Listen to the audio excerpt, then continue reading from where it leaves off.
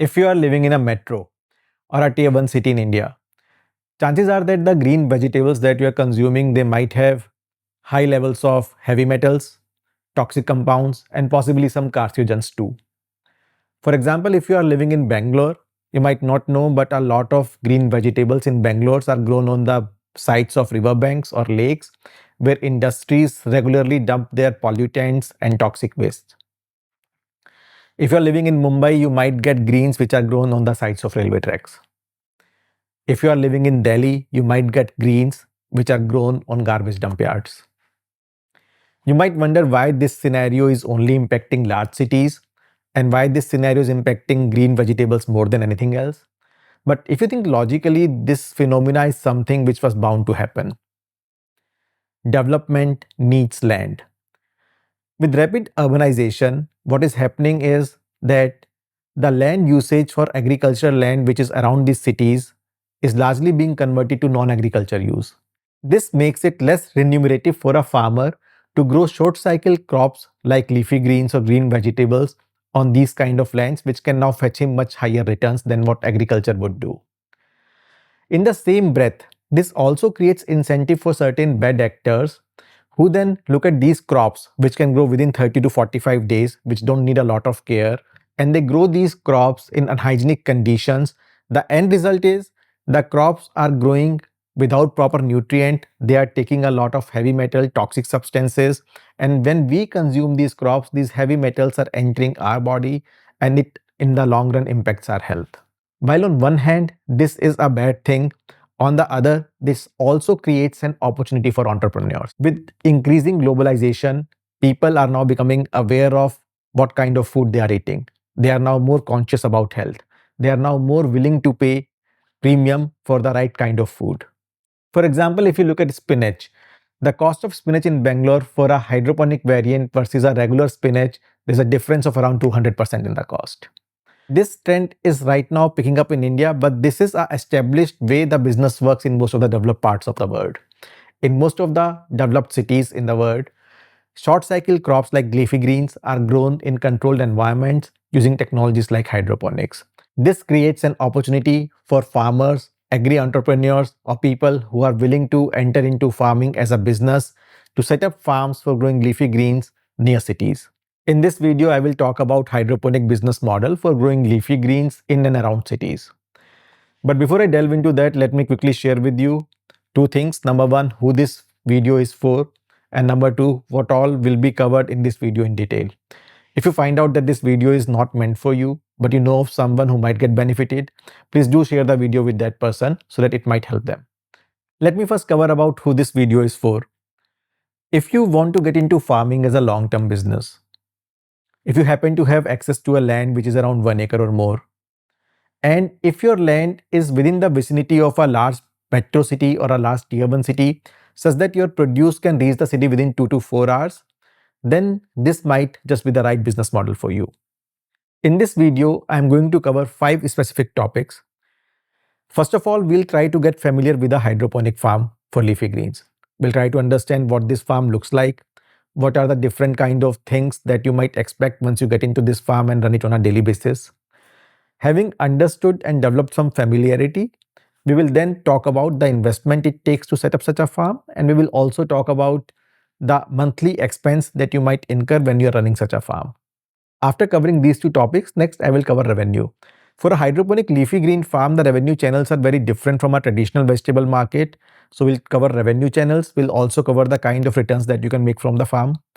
Having understood the revenue, the returns, the cost, and the investment, we will then move to the next section of the video where I will talk to you about the scale, how reducing or increasing the scale of your farm will impact your profitability.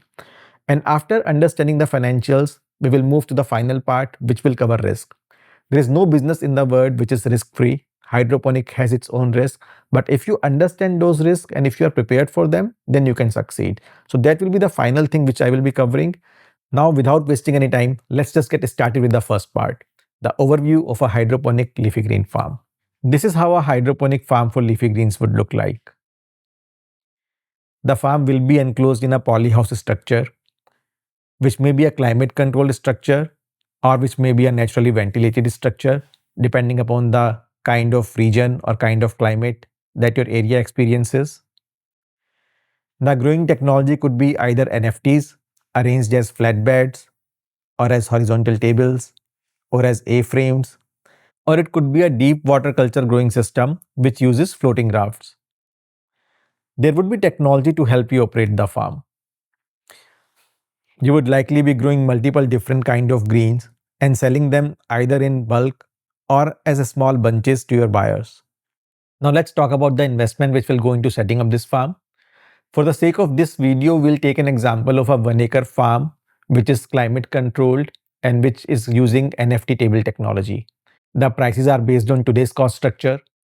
These are average prices which may vary from location to location, from technology to technology. Now, this kind of system will have three components. The structure, which will be climate controlled. For a 1 acre farm, it might cost around 65 lakhs. An NFT horizontal table system for 1 acre farm might cost around 70 lakhs. And the technology, if we are going for an advanced version, it might cost around 20 lakhs. So overall, these three components might cost you 155 lakhs for 1 acre. On top of that, you'll be spending money on other items like land development, GST, taxes, RO system, power backup. If you keep a budget of around 35 lakh towards that, it will cost you around 1.9 CR to set up a 1 acre hydroponic farm for leafy greens. When it comes to expenses, these can be divided broadly into 4 buckets. The first one is manpower. You will need a manager to run such a farm. You will need around 6 to 7 laborers to operate this farm. The second bucket is the cultivation cost, which will be the cost of seeds and the nutrients that you will need on a recurring basis month on month.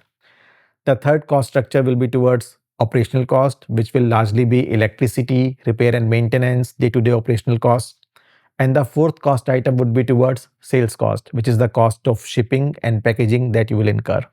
Overall, these four costs for this scale of farm would be around 33 lakhs in a year. These numbers are based on our experience, based on our understanding, how we understand this market and what we have seen with our growers. In your scenario, the numbers may be different. Please do your due diligence. This farm can generate anywhere between 6 to 9 tons a month. For the sake of this example, we are taking a number of 6 tons during off season and 8 tons during season, and going by the market rates that we are experiencing right now, around 90 odd rupees during season and around 130 odd rupees during off season, we will generate around 87 lakhs in revenue annually from this farm. Now, if you look at the 87 lakh revenue number, the investment number, and the annual 33 lakh cost number, this farm can generate an ROI of around 28 to 29%, giving a break even of around 3.4 years. So this is what a hydroponic leafy green farm of 1 acre can do for you. But now let's look at the scale. If we try to increase the size, and if instead of 1 acre we make it 2 acre, then going by the numbers, the ROI would jump from 29% to 36%. On the other hand, if we reduce the size and if we do a farm of half an acre instead of 1 acre, then in our experiences, the ROI falls to around 20%. It takes around 5 years for a well-run half-acre hydroponic leafy NFT farms to break even.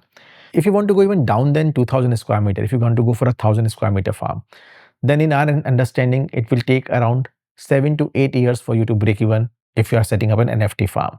If you're setting up a smaller hydroponic farm, it would be better to look at technologies like deep water culture, which have lower investment so that they can give you a better return as compared to using NFT, which is a high investment technology. Let's talk about risk. I'll talk about 3 specific risks. If you take care of them, the chances of your farm succeeding will be more than 90%. The first risk factor is underestimating the complexity. If you look at a hydroponic farm, you might think it's just a collection of pipe. It's something very easy. We can just set it up and it will run. That's not real. That's not true. Please understand that you're dealing with a life form. A plant life, whether it will grow or not, depends upon multiple different kind of parameters. And if you're taking a plant out of soil and you're growing it in a technology like hydroponics, you need very high precision. Let me give you an example or an analogy. If you build a hospital and you think just because a hospital has been built, it will run by itself, it will not happen. Anyone can build a hospital, but it needs a doctor. It needs a qualified medical team to run the hospital. Similarly, when you are doing hydroponics, probably anyone can build a farm. Someone will build a better farm, someone will build a bad farm. But unless someone knows, unless you have a qualified team, unless you have access to people who understand how to run this farm, what a plant life is, who have done it themselves, it will be difficult to succeed. So this is the first thing that you need to understand, that a plant life is a life form. It needs multiple different variables to be taken care of. Experience matters, and to ensure that you are succeeding, you need to make sure that you have the right manpower and right resources and right support to run your farm.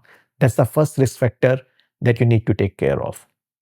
The second risk factor that you need to take care of is the risk of not having the right market. Let me explain it to you. The market for a leafy green is very different from a market for a vegetable.